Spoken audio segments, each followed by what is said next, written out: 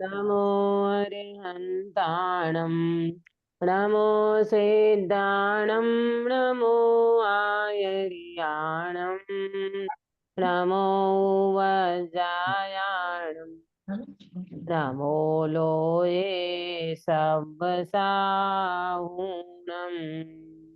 हाँ गिरीश भाई।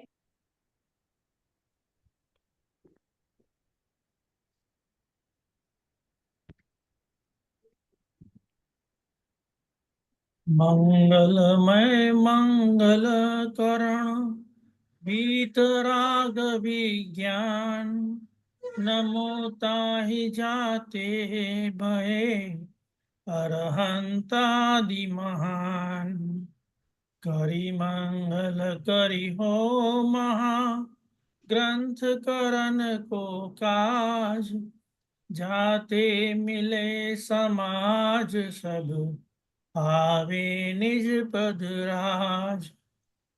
इस भवतरु का मूल एक जानहु मिथ्या भाव ताको करि निर्मूल अब करिए मोक्ष उपाय ताको करि निर्मूल अब करिए मोक्ष उपाय। सुंदर मंगलाचरण आपने किया। सुबह मंगल प्रभात की मंगल वेला में हमारी चर्चा मोक्ष मार्ग प्रकाशक जी शास्त्र के अंतर्गत 7वें अधिकार में 7 तत्व का अन्यथा रूप, इसके ऊपर पंडित साहब धर्म बुद्धि से धर्म धारक व्यवहाराभासी की क्या गलती चल रही है उसका स्वरूप बताते हुए हम आश्रव तत्व संबंधी ये चर्चा कर रहे हैं। इन आश्रव में और उसके बाद संवर तत्व के अन्यथा रूप में पंडित साहब ने यहाँ पर मुनिराज की 6 बातें जो बताई, गुप्ति, समिति, धर्म, अनुप्रेक्षा, परिसजय और चारित्र।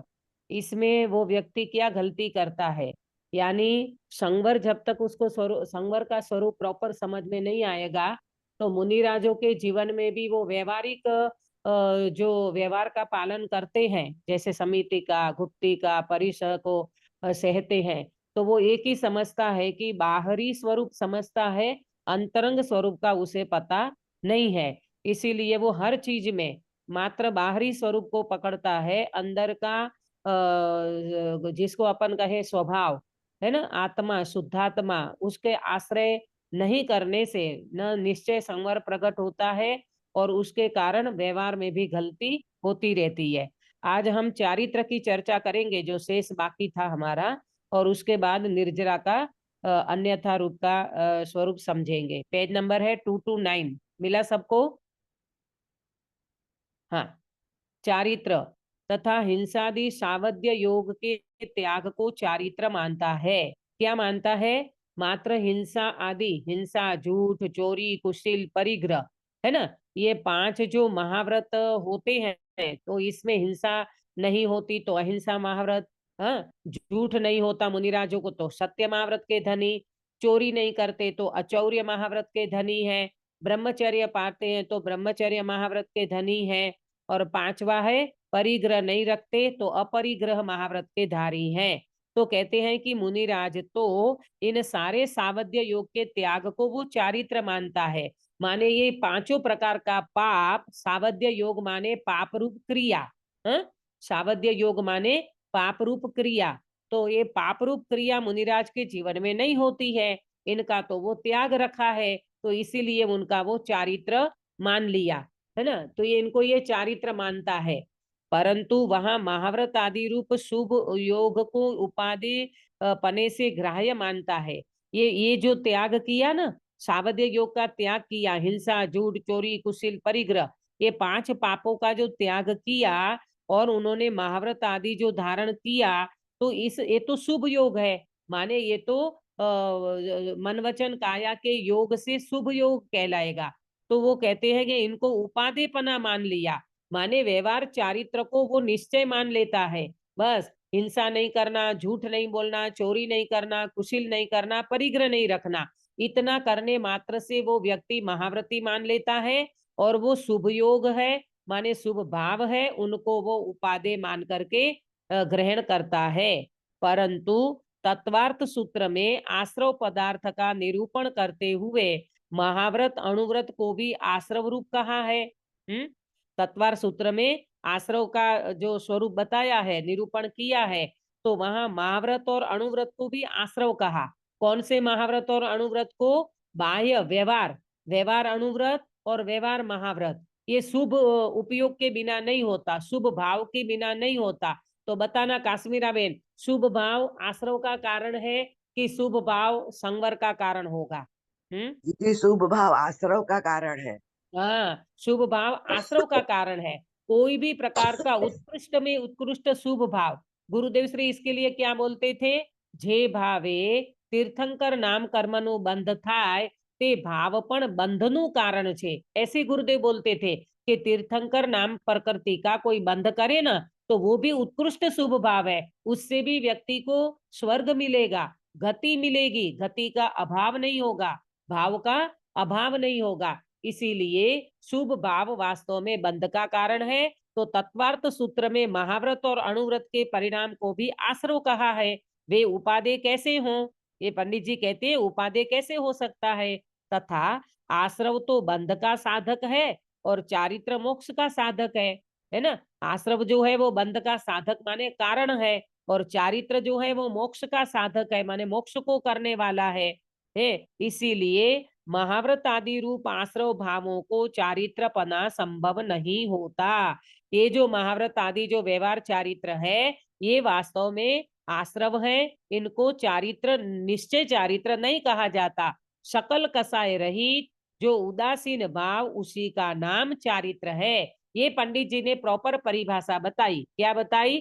शकल कसाय रहित। शकल कसाय रहित माने सर्व प्रकार के कसायों से रहित, चारों प्रकार की चौकड़ी जो कसाई की है ना, अनंतानुबंधी, अप्रत्याख्यान, प्रत्याख्यान और संजवलन, ये सारे कसायों से जो रहित तो होता है, ऐसा जो उदासीन भाव उसी का नाम चारित्र है। यानी वीतरागता का नाम चारित्र है, राग का नाम व्यवहार चारित्र है, और राग रहित जो वीतरागता है उसका नाम निश्चय चारित्र है, वितराग चारित्र है। ख्याल में आया सभी को?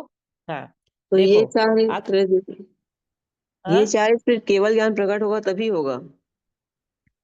नहीं, उससे पहले उससे पहले भी तो होता है ना, देश चारित्र होता है ना। श्रावक को अणुव्रत का पालन करते तो देश चारित्र।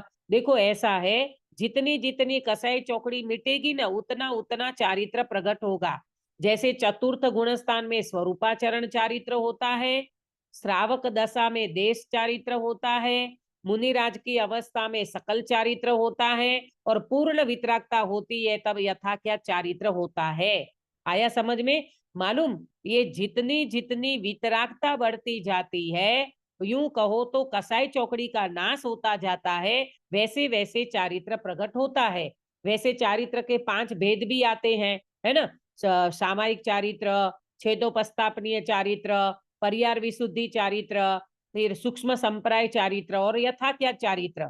तो ये क्वालिटी क्यों बताई कि जितनी जितनी कसाई चौकड़ी का अभाव होता जाता है वैसे वैसे जीव के जीवन में चारित्र प्रकट होता है। और आप जो कहते हो कि केवल ज्ञान, ये तो पूर्ण यथाख्यात चारित्र वो भी 11वें गुण स्थान से बनता है। 11वां, 12वां, 13वां, 14वां ये यथाख्यात चारित्र का भेद है। माने कहने का मतलब यह है कि पूर्ण वितरागता प्रकट हो जाती है, यथाख्यात चारित्र वो 11वें में भी प्रकट हो जाता है, परंतु वहां उपशम है, और 12वें में वो शायिक हो जाता है। ख्याल में आया? हाँ, 6वें 7वें में भी चारित्र है, सकल चारित्र, यानी संजवलन कसाय बाकी है, बाकी वहां पर भी 3 कसाय के अभाव वाला चारित्र होता है। ठीक है, अब देखो पंडित जी क्या कहते हैं आगे। जो चारित्र मोह के देशगाती स्पर्धकों के उदय से महामंद प्रशस्त राग होता है, वह चारित्र का मल है। क्या बोला? चारित्र मोह के देशगाती स्पर्धकों, हमने समझा था ना कल परसों, अभी सेशन में मैंने बताया था, देशगाती और सर्वघाती। सर्वघाती प्रकृति 47 है, ऐसा वो आया उसमें, सर्वघाती और देशघाती, घाती कर्म, अघाती कर्म। तो घाती कर्म की प्रकृति 27 आई उसमें, है ना, और प्रकृति की अपेक्षा से निकालेंगे तो 47 बनेगी सारी 148 में से। तो कहने का मतलब ये है कि देशघाती स्पर्धक माने क्या? स्पर्धक माने कर्म परमाणु का जत्था, कर्म परमाणु का स्टॉक, कर्म परमाणु का समूह, उसको कहते हैं स्पर्धक। किसको बोला गिरीश भाई? स्पर्धक माने क्या? मैं समझा नहीं। परमाणु का? कर्म परमाणु का कर्म स्टॉक, परमाणु का समूह। हाँ समूह, उसको कहते हैं स्पर्धक। स्पर्धक। हाँ, स्पर्धक माने कर्म परमाणु का स्टॉक। तो देशघाती कर्म परमाणु का जो स्टॉक है, उनके उदय से महामंद प्रशस्त राग होता है।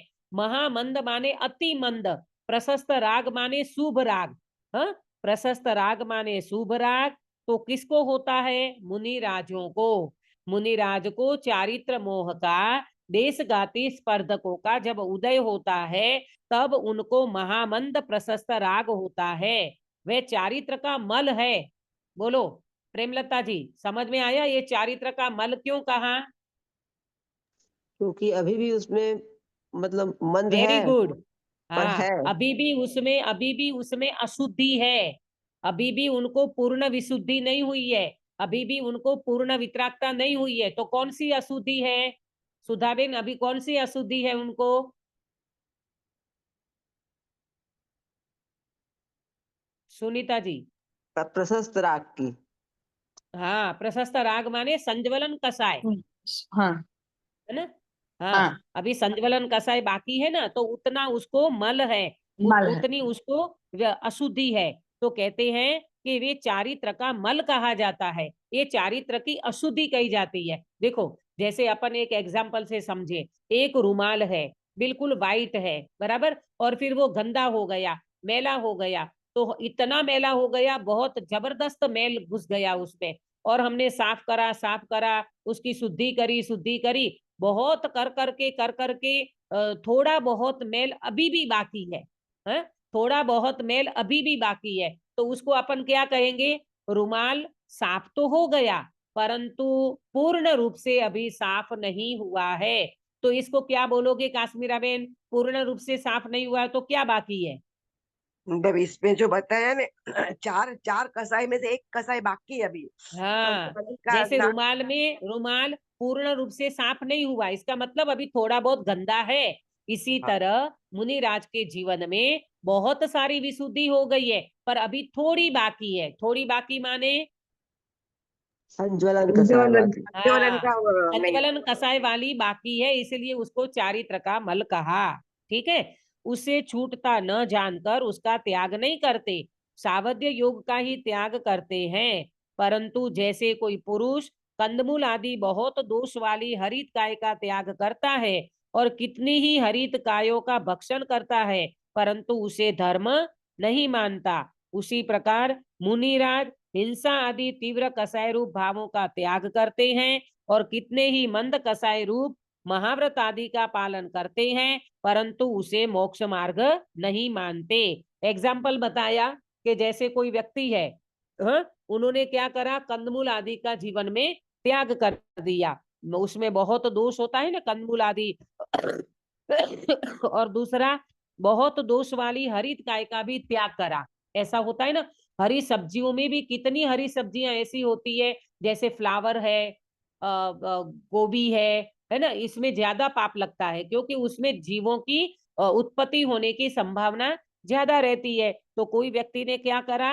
कंदमूल का भी त्याग कर दिया, और जिसमें बहुत दोष है ऐसी हरी सब्जी का भी उनने त्याग कर दिया, परंतु कितनी हरी कायों का भक्षण भी करता है। बहुत सारी हरियां हैं, बहुत सारी सब्जियां हैं, तो कितनी हरित काय का तो वो भक्षण करता है। परंतु क्या अगर उन्हें कंदमूल छोड़ दिया, उन्हें बहुत हरी काय जिसमें ज्यादा दोष है, वो हरी काय को छोड़ दिया, हरित काय को, तो क्या उससे उनको धर्म हो जाएगा? अंकित भैया, उसको उससे धर्म हो जाएगा? धर्म मानेगा वो व्यक्ति? नहीं मानना चाहिए। नहीं मानना चाहिए, है ना। इसी तरह मुनिराज भी क्या करते हैं? मुनिराज भी हिंसा आदि तीव्र कषाय का तो त्याग कर दिया। हिंसा, झूठ, चोरी, कुशील, परिग्रह, ये जो तीव्र कसाय है उसका तो उनने त्याग कर दिया, पर मंद कसाय रूप महाव्रत का पालन करते हैं तो क्या उसमें वो धर्म मानेंगे? क्यों नहीं नहीं मानेंगे? नहीं दीदी, हाँ, नहीं, क्योंकि क्यों वो तो नहीं? क्रिया है कि हाँ, क्योंकि वो तो शुभ भाव हम्म, है ना, वो तो शुभ भाव है, इसलिए वो उसमें धर्म नहीं मानेंगे। जैसे वो व्यक्ति जो जमीन कंद का त्याग कर दिया, बहुत दोष वाली हरित गाय को छोड़ दी, तो भी वो व्यक्ति उसमें धर्म नहीं मानता। इसी तरह मुनिराज महाव्रत आदि का पालन करते हैं परंतु उसमें धर्म नहीं मानते हैं, क्योंकि वो शुभ भाव की क्रिया है। अब प्रश्न 230 पेज पे ऊपर प्रश्न, यदि ऐसा है तो चारित्र के 13 भेदों में महाव्रत आदि कैसे कहे हैं? प्रश्न है धर्म बुद्धि वाले का। अगर आप ये कहते हो ना कि महाव्रत आदि में धर्म बुद्धि नहीं करता, धर्म बुद्धि नहीं करता, तो फिर चारित्र के 13 भेद बताए हैं। किसी को पता है चारित्र का 13 भेद कौन से?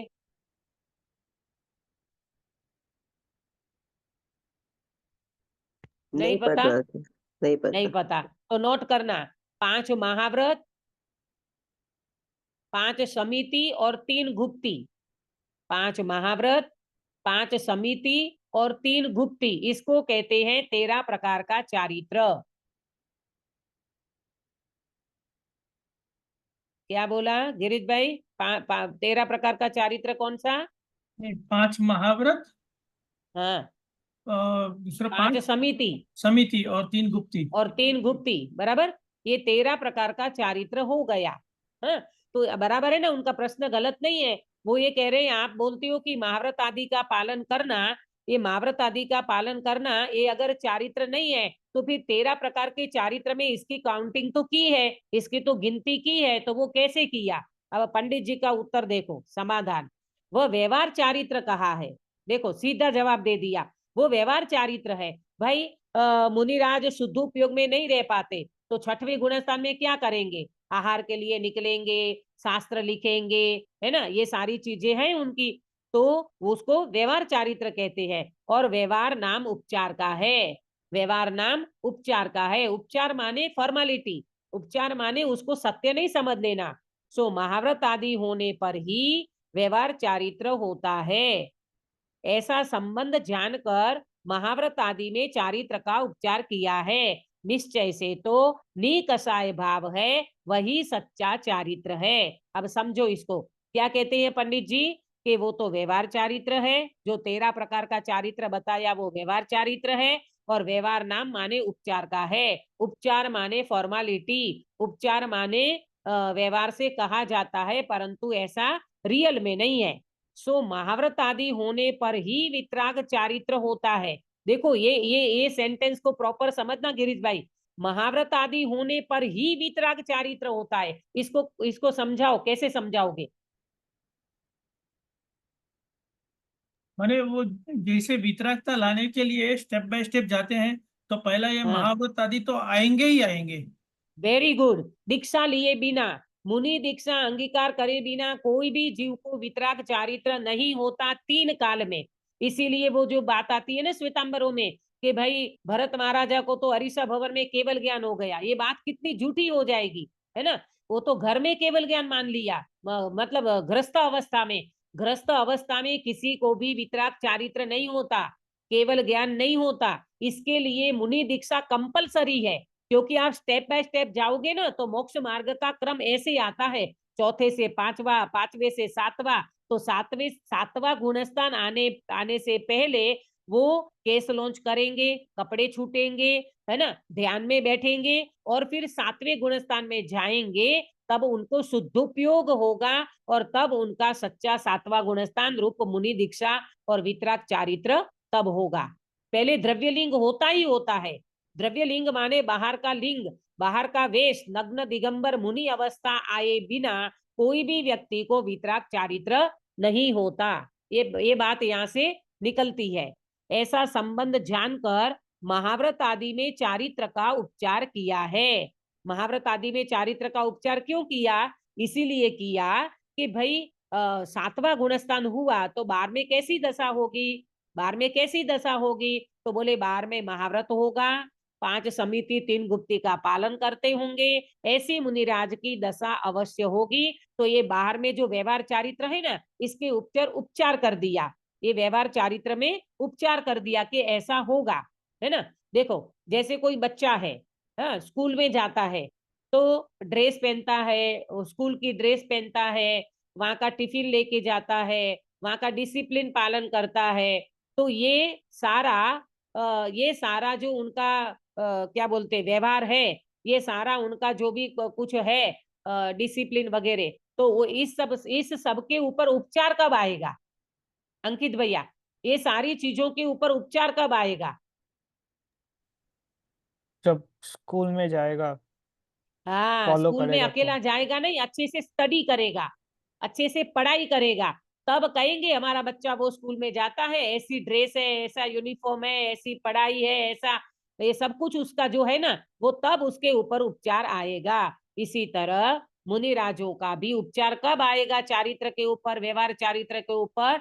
जब वो अंदर में ऐसी वितरागता को प्राप्त करेंगे, तब इनके ऊपर ऐसा उपचार आएगा। बराबर। निश्चय से निकषाय भाव है, वही सच्चा चारित्र है। निकषाय भाव माने वीतरागता, निकषाय जहां कषाय बिल्कुल नहीं है, ऐसी वीतरागता जो है वही सच्चा चारित्र है। आया समझ में? चारित्र मुझे कौन बताएगा, चारित्र किसका गुण है? चारित्र किसका गुण है, कौन बताएगा? अपना सुधाबेन, प्रेमलता जी, काश्मीरा बेन, कौन बताएंगे चारित्र किसका गुण है, शरीर का कि आत्मा का?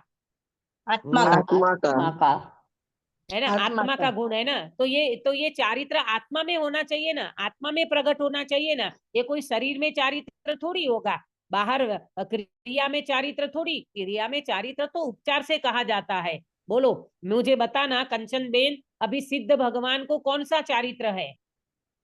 उनको सम्यक चारित्र है ना। सम्यक चारित्र, लेकिन कौन सा चारित्र, कौन से चारित्र का पालन करते हैं, कौन से महाव्रतों का पालन करते हैं सिद्ध भगवान? यथार्थ चारित्र तो क्या कहा जाता है ना सिद्ध भगवान? अपने स्वरूप में वीतराग चारित्र बोल सकते हैं दीदी। अपने स्वरूप वितराग चारित्र, सुनो वितराग चारित्र कहो कि यथा क्या चारित्र कहो, बाहर में पंच महाव्रत का पालन करते हैं क्या? नहीं, शरीर ही नहीं है तो फिर क्या?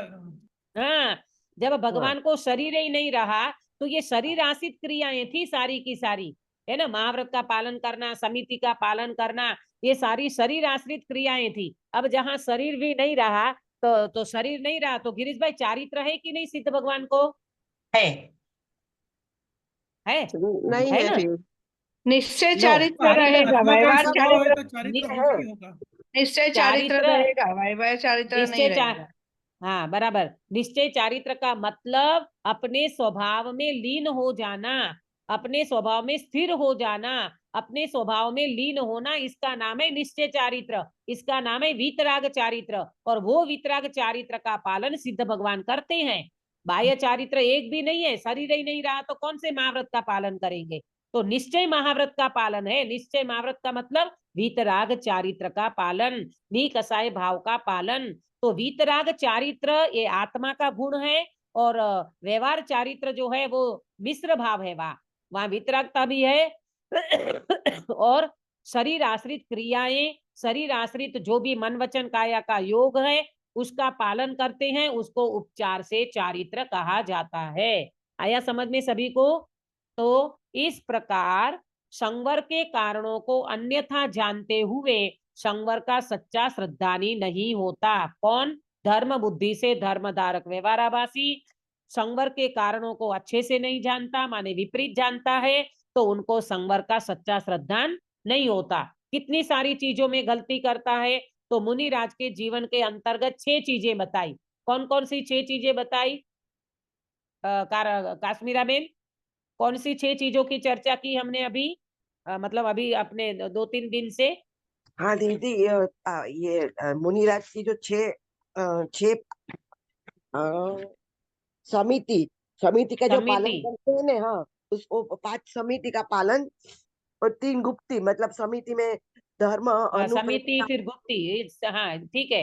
इसका केवल नाम गिनाओ, समिति, गुप्ती, फिर धर्म, धर्म अनुप्रेक्षा, परिसहजय, अनुप्रेक्षा, परिसहजय परिसहजय और चारित्र। और चारित्र, है ना। ये छह चीज है जो मुनिराज के जीवन में होती है, इसमें भी वो गड़बड़ करता है। और सम्यक दर्शन, सम्यक ज्ञान, सम्यक चारित्र, इसको संवर कहा, तो उसका भी प्रॉपर स्वरूप नहीं समझता। 7 तत्वों का प्रॉपर स्वरूप नहीं समझता, इसमें संवर तत्व का भी वो प्रॉपर स्वरूप नहीं समझता, इसलिए उनको सच्चा श्रद्धान नहीं होता। अब अपने जीवन में भी ये चीज को ऑब्जर्वेशन करके अगर गलती हो तो निकाल देना। कभी भी मंद कसाई में और शुभ भाव में संतुष्ट नहीं होना। देखो काश्मीरा बेन, शुभ भाव अपने लाइफ में होगा, ये अलग बात है, लेकिन शुभ भाव में धर्म मानना एक अलग बात है। समझ बराबर। में आया? हाँ दीदी, हाँ हाँ है ना।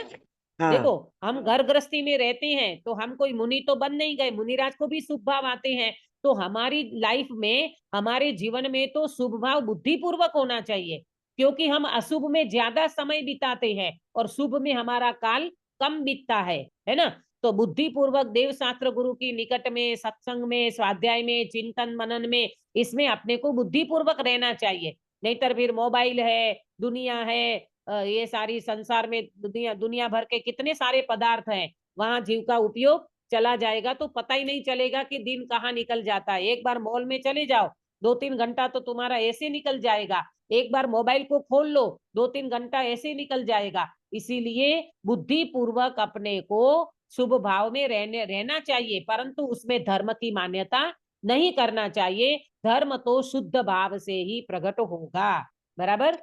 तो हाँ दीदी। कभी भी ऐसी बहुत अच्छा चिंतन चल जाए तो ऐसा नहीं मान लेना कि मुझे तो सम्यक दर्शन हो गया। नहीं नहीं, आत्मा चिंतन से पार है। ये चिंतन आएगा जरूर, परंतु अभी स्टेप आगे बढ़ना है। ज्ञान वेदन में से भी आगे बढ़ना है। ज्ञान लक्षण पकड़ में आया तो लक्ष्य तक पहुंचना है, ऐसा। तो ये सारी चीज अपने ख्याल में रहना चाहिए, ठीक है। अब हाँ अपन दीदी। निर्जरा निर्जरा तत्व का अन्यथा रूप, इसकी चर्चा करते हैं। दीदी, पेज नंबर 230। जो हाँ तीर्थंकर भगवान हुए हैं, उनका भी तो तीर्थंकर नाम भाव का मतलब बंद हुआ होगा ना, हाँ तो हाँ। उसको मतलब शुभ भाव को वो बता रहे हैं ना, वो भाव भी करने योग्य नहीं देखो है। सुनो, 1 मिनट सुनना, ये आपका प्रश्न जो है इसका समाधान देती हूँ। कि तीर्थंकर भगवान है ना, तीर्थंकर भगवान को तीर्थंकर नाम कर्म का बंध जरूर हुआ था, परंतु मालूम आपको पता है तीर्थंकर नाम कर्म का बंध कौन सा जीव करता है? मिथ्या दृष्टि की सम्यक दृष्टि? सम्यक दृष्टि सम्यक। हाँ, सम्यक दृष्टि को ही, ये नोट कर लेना, सम्यक दृष्टि जीव को ही तीर्थंकर नाम कर्म प्रकृति का बंध होता है। अब सुनो ध्यान से, एक बार जिनको सम्यक दर्शन हुआ ना, तो वो व्यक्ति, सम्यक दर्शन प्राप्त करने वाले व्यक्ति को सम्यक दर्शन कब होता है? वो व्यक्ति एक भी भाव में धर्म की मान्यता नहीं करता। एक भी भाव माने शुभ भाव, शुभ भाव में धर्म की मान्यता करेगा तो सम्यक दर्शन नहीं होगा। और तीर्थंकरों ने जो सम्यक दर्शन प्राप्त किया और तीर्थंकर नाम प्रकृति का बंध किया, तो पहले सम्यक दर्शन प्राप्त किया है, बाद में तीर्थंकर नाम कर्म की प्रकृति का बंध होता है। आया समझ में? तीर्थंकर नाम कर्म की प्रकृति सम्यक दृष्टि को ही बंधती है, और वो सम्यक दृष्टि तीर्थंकर प्रकृति में धर्म की मान्यता नहीं करते। वो प्रकृति भले बंध गई, और मालूम प्रेमलता जी वो प्रकृति कैसे बंधी? सभी जीव करू शासन रसी। गुरुदेव कहते ना, बद्धा जीवो भगवान छोने भगवान थाव। सब जीव आत्म कल्याण में लगो, कोई जीव दुखी न रहो, कोई जीव संसार में न रहो, सभी जीव भगवान बनो। ऐसी भावना से उस जीव को तीर्थंकर नाम कर्म का बंध हो जाता है। बंद करते नहीं है, बंद करना अलग चीज है और बंद हो जाना अलग चीज है। आया समझ में प्रेमलता जी? सॉल्यूशन जी मिला? जी जी, हाँ, हो जाता है ऐसा जी। होता है। हाँ, तो वो बांधते नहीं है, बंध जाती है वो प्रकृति। बांधने की भावना नहीं है। और हमारी भावना क्या रहती है? मैं ऐसा करूं तो मुझे शुभ भाव, मेरे शुभ भाव से मुझे स्वर्ग मिलेगा, मैं स्वर्ग में चला जाऊंगा, मुझे ऐसा मिलेगा, मैं पुण्य बांधूंगा। पुण्य बांधने की भावना रहती है। हम दया दान करेंगे तो मुझे पुण्य बंधेगा। अरे पुण्य बांधने के भाव से तुम पुण्य बांधोगे तो पाप बंधेगा। पुण्य बांधना नहीं है, पुण्य तो सहजता से बंधता है। घास को उगाना है कि बीज को उगाना है? बीज को उगाना। इसको उगाना है, घास का हाँ, अपना उगेगा। बीज बोओगे ना तो घास तो ऑटोमेटिक उगेगा। घास को उगाने की जरूरत नहीं है, वो तो फालतू में आ जाता है ना।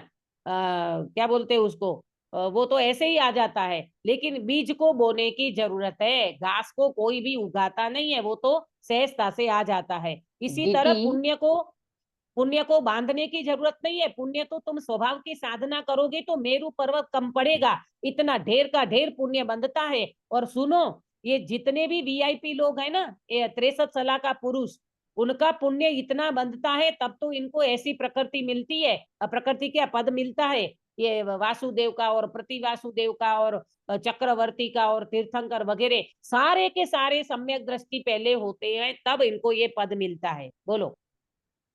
दीदी तो कई जीव हैं जो क्या बोलते तीर्थंकर नाम का प्रकृति का बंध नहीं करते हैं और वो भी हाँ, केवल ज्ञानी हो जाते हैं। तो हो वो भी जाते हैं। हाँ, तो वो भी शुद्ध भाव में ही रहते होंगे। हाँ, शुद्ध जी भाव में रहना कंपलसरी है।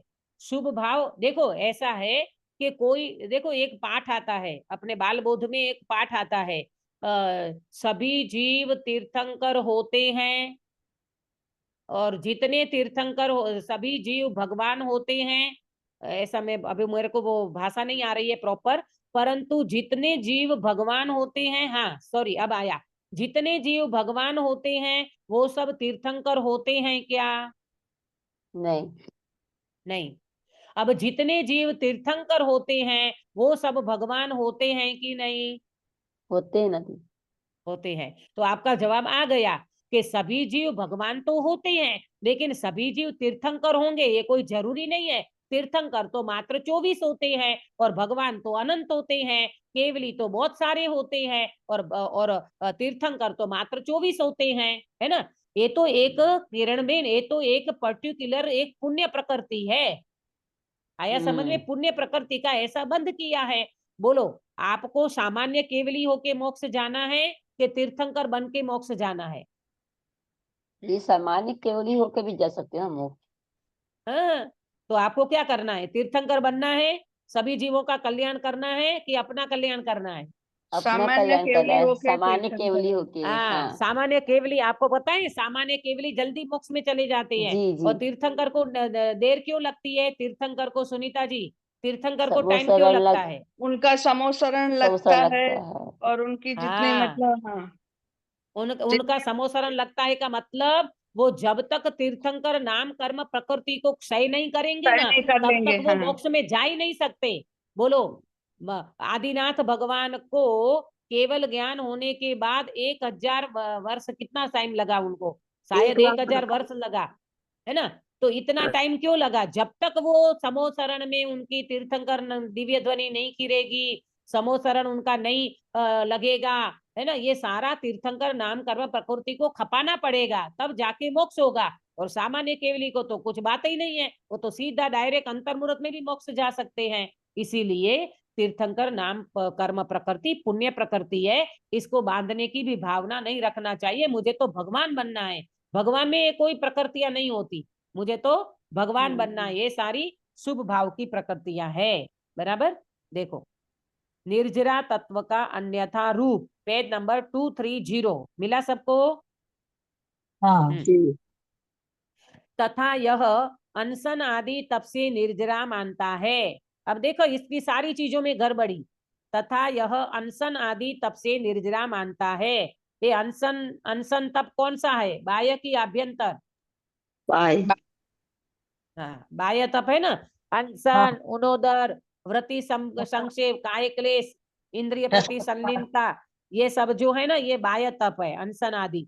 तो इससे वो निर्जरा मानता है। परंतु केवल बाह्य तप ही करने से तो निर्जरा होती नहीं है। मात्र उपवास कर लो, मात्र उनोदर कर लो, इससे थोड़ी निर्जरा हो जाएगी। बाह्य तप तो शुद्ध उपयोग बढ़ाने के अर्थ करते हैं। देखो काश्मीरा बेन, बाह्य तप किसके लिए करना? सदुपयोग बढ़ाने के लिए दीदी। हाँ, तो शुद्ध उपयोग बढ़ाना माने क्या? मतलब अशुभ में नहीं जाना और शुभ में ज्यादा रहना, तो मतलब शुद्ध उपयोग में जाने के लिए शुभ सदुपयोग में जाने के लिए शुभ उपयोग तो होना ही चाहिए ना दीदी। हाँ, होना ही चाहिए का मतलब वो आता ही आता है। हाँ हाँ होना ही चाहिए ये कहोगे तो बात गलत हो जाएगी। वो आए बिना रहता नहीं है। सुनो ध्यान हाँ से, सुनो हाँ ध्यान से। जिस व्यक्ति को अपने शुद्धात्मा में जाना है, माने शुद्धात्मा का जो अभ्यास करता है, शुद्धोपयोग का जो अभ्यास करता है, अनाहरी आत्मा का जो अभ्यास करता है, अनाहरी स्वभाव में जो लीन होता है, उनको उपवास सहज हो जाता है, हाँ, करना नहीं पड़ता। करना नहीं और हम पड़ता। काउंटिंग करते हैं काश्मीरा बेन, हम काउंटिंग करते हैं। आज मेरा 2 उपवास हुआ, आज मेरा 4 उपवास हुआ, और 4 उपवास, 2 उपवास, 10 उपवास में काउंटिंग का ही की उपवास की काउंटिंग करते हैं, और अंदर में अभिप्राय क्या पड़ा है? मैं मेरे धर्म कर रहा हूँ, मतलब उसको मैं धर्म धर्म मानते कर हैं। रहा हूँ, मैं हाँ कर्मों की निर्जरा कर रहा हूँ, हाँ मैं हाँ उपवास कर रहा हूँ। अरे उपवास का मतलब मात्र आहार को छोड़ना, इतनी परिभाषा नहीं है। विषय, कषाय और आहार, ये बाह्य उपवास में तीनों छूटते हैं, और अंतरंग उपवास में स्वभाव की लीनता होती है, शुद्ध उपयोग में उपयोग लीन होता है। वो है सच्ची उपवास की परिभाषा। आया समझ में? हाँ दीदी। तो देखो, सुनो, बाह्य तप तो शुद्धोपयोग बढ़ाने के अर्थ करते हैं।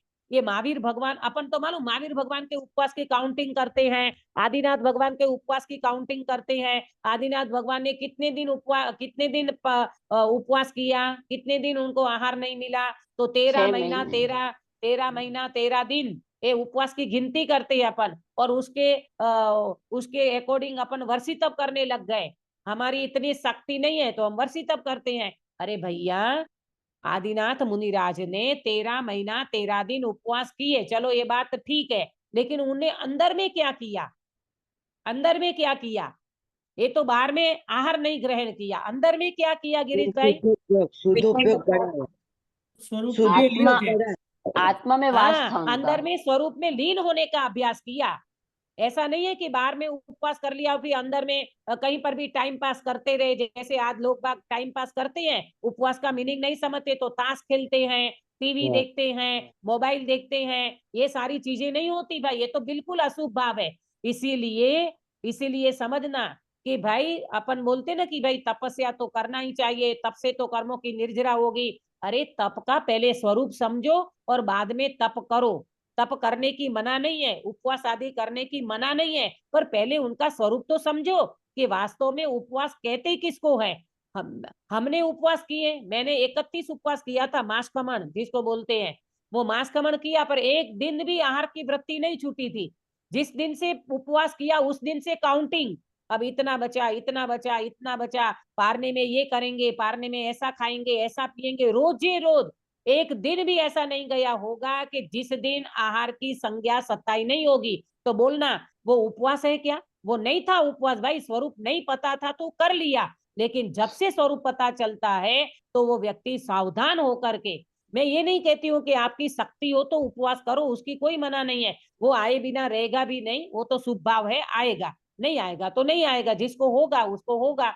बात ये है कि उपवास का प्रॉपर स्वरूप समझ करके हमें ये चीजें करना चाहिए। नहीं तो दुनिया सारी गाडड़िया प्रवाह की तरह, चातुर्मास भी उसी से वो माना जाता है। क्या बोलते, हमारे चातुर्मास में इतना मासकमण हुआ, हमारे चातुर्मास में इतना सिद्धि तप हुआ, धर्म चक्र हुआ, और धर्म चक्र, सिद्धि तप और आत्मा की सिद्धि प्रसिद्धि की तो खबर ही नहीं है। अनाहरी भगवान आत्मा में उसकी तो खबर ही नहीं है जीव को, और लगा है तप में। और दूसरा, इतना ही नहीं, दूसरी बात यह है कि तप करने के पीछे उनका अभिप्राय क्या है। मुझे लोग सांगी देंगे, मेरी गीत गाए जाएंगे, मेरी क्या बोलते रथ यात्रा निकलेगी, लोग मेरी प्रभावना करेंगे, दुनिया मुझे वाह वाह करेगी, प्रशंसा करेगी, ये सारी चीजें रहती है अभिप्राय में। टटोलना, ये अभिप्राय में सारी चीजें रहती है। मेरे अभिप्राय में जो सारी चीजें थी उस समय जब हमने 31 उपवास किए थे, तब बहुत मजा आया था। क्या मजा आया कि दुनिया ने रथ यात्रा निकाली, उसमें हम तैयार होकर के बैठे, सबको पता चला कि वासंती दीदी ने इतने उपवास किए हैं। अरे भगवान, ये दुनिया को दिखाने के लिए तप नहीं होता प्रभु, इससे तो तुम्हारा पाप का बंद होगा। आया समझ में? अगर हम दुनिया को दिखाने के लिए करते हैं, ये सारी चीजें अज्ञानता में जाती है, बाल तप में जाती है, कुछ पता आता है नहीं। और ले लिया, उपवास कर लिया, दीक्षा ले ली, ये सारी चीजें ऐसी तो हो जाती है। आया समझ में? दीदी मुझे लेकिन राज तप बाह्य तप दीदी तप करते हैं लेकिन शुद्धोपयोग में नहीं रह सकते तो हाँ थोड़ी बहुत निर्जरा होती होगी ना कि नहीं होती है? हाँ हाँ हाँ बिल्कुल। लेकिन वो निर्जरा मालूम, शुद्ध उपयोग के बिना जो निर्जरा होगी उसको अकाम हाँ निर्जरा हाँ कहेंगे। अभी हाँ आएगा। शुद्ध हाँ उपयोग के बिना की निर्जरा अकाम निर्जरा है, और शुद्ध उपयोग के सहित की जो निर्जरा होती है वो सच्ची निर्जरा है हाँ हाँ बराबर। है ना? हाँ दीदी, हाँ अभी भी पास तो करते हैं, समझने के बाद भी मतलब भाव उतना नहीं बनता शुद्ध वाला। हाँ हाँ शुद्ध वाला देखो, ऐसा है प्रेमलता जी, शुद्ध वाला भाव नहीं बनता तो कोई बात नहीं, अभी आप उसका प्रयास तो करो कम से कम। शुद्धात्मा को समझने का प्रयास करेंगे ना, तब ये सारा काम बनेगा। अपने को अभी से वो नहीं लगा देना कि हमको तो ये बनता ही नहीं है, हमसे तो ये बनता ही नहीं है ना, ऐसा नहीं है। आप स्वरूप समझने लगोगे ना तो आपका सारा डायरेक्शन अच्छा मतलब सही होता चला जाएगा। हम स्वरूप समझने के लिए प्रयास भी नहीं करते। मुझे तो बड़ा आश्चर्य लगता है, अभी जब नहीं समझते तो हम भी उसी लाइन में थे, लेकिन अब तो ऐसा आश्चर्य लगता है कि स्वरूप समझने में भूखा नहीं रहना पड़ता, स्वरूप समझने के लिए कोई उपवास करने की भी जरूरत नहीं है, और आप भोजन पानी करके भी अपन स्वरूप समझ लेना तो ज्ञानी कहते हैं अनाहरी पद की प्राप्ति हो जाएगी। तो भूखा मर मर के सुख लकड़ी हो जाएगा, शरीर को सुखा देगा, लेकिन कसाई नहीं सुखी ना, अंदर में स्वरूप नहीं समझा, कसाई नहीं सुखी तेरी, तो तुझे कोई फायदा होने वाला नहीं है। थोड़ा बहुत पुण्य बंधेगा तो एकाध भाव स्वर्ग का मिल जाएगा, उससे भली बार नहीं होगी तुम्हारी, उससे अपना आत्म कल्याण नहीं होगा। कहने का मतलब ये है। आया समझ में? तो क्या कहा, बाह्य तप तो शुद्ध उपयोग बढ़ाने के अर्थ करते हैं, और शुद्ध उपयोग निर्जरा का कारण है। देखो सीधा लिखा ना, शुद्ध उपयोग निर्जरा का कारण है, शुभ भाव निर्जरा का कारण नहीं है। इसलिए उपचार से तप को भी निर्जरा का कारण कहा है। ये उपचार से तप को निर्जरा का कारण क्यों कहा कि भाई जैसे जैसे जीव शुद्ध उपयोग में ठहरता है तो उस समय मन वचन काया सब शांत हो जाते हैं, खाने पीने की प्रक्रिया नहीं होती, तो सहजता से उपवास हो जाते हैं। आया समझ में? तो उस उपवास को तप की निर्जरा का कारण कहा है। यदि बाह्य दुख सहना ही निर्जरा का कारण हो तो तिर्यन चादी भी भूख तृषा आदि सहते हैं।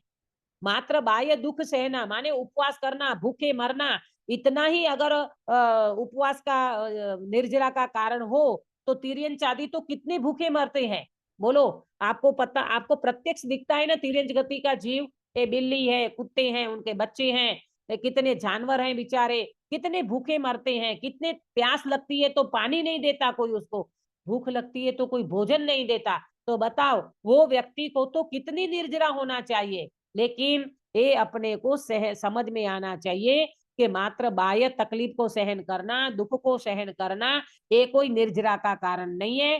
निर्जरा का कारण तो शुद्ध उपयोग है, आत्मा को समझना, आत्मा का आश्रय करना, आत्मा का अनुभव करना, और अनुभव के बाद ही निर्जरा सच्ची होती है। नहीं तर तो भूखे मरने से निर्जरा हो जाए तो तिर्यन चादी को तो बहुत निर्जरा होनी चाहिए।